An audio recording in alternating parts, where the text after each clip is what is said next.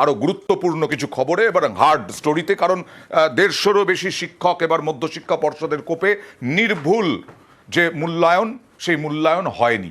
মাধ্যমিকের পরীক্ষার খাতায় আরটিআই করে দেখা গেছে বিভিন্ন খাতায়, বিভিন্ন পড়ুয়াদের খাতায়, মাধ্যমিক পরীক্ষার্থীদের খাতায় নাম্বার বেড়েছে কমেছে এরকম বিষয় হয়েছে। তাই এবার 150 জনকে বাদ দেওয়া হচ্ছে, প্রশিক্ষণ শিবিরও করা হবে। কথা বলবো প্রতিনিধি সোমরাজের সঙ্গে। সোমরাজ, বিস্তারিত জানতে চাইব। সোমরাজ,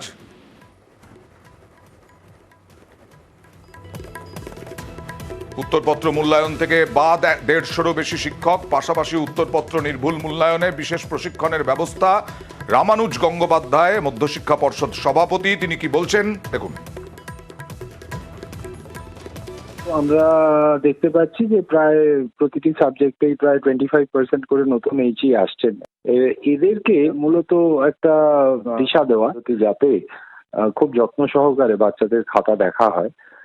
প্রথমে আমরা একটা ওরিয়েন্টেশন প্রোগ্রাম করছি, যেগুলো প্রতিটা রিজনে আমাদের কর্তৃপক্ষ গিয়ে তাদের সঙ্গে আলাপ আলোচনার মাধ্যমে মানে দিশা নির্ধারক একটা বিষয় কাজ করবে। আর পরীক্ষার পরে যেটা হবে সেটা হচ্ছে বাস্তবে সাবজেক্ট এক্সপার্টরা সেই মিটিংটা মূলত করবে এবং সেখানে প্রশ্নপত্র, তার মডেল আনসার, কি হয়েছে না হয়েছে, কিভাবে খাতা দেখা হবে, সেই আলোচনাটা হবে। এটাই মূলত আমাদের উদ্দেশ্য। আর এদিকে আমরা বারবার বলছিলাম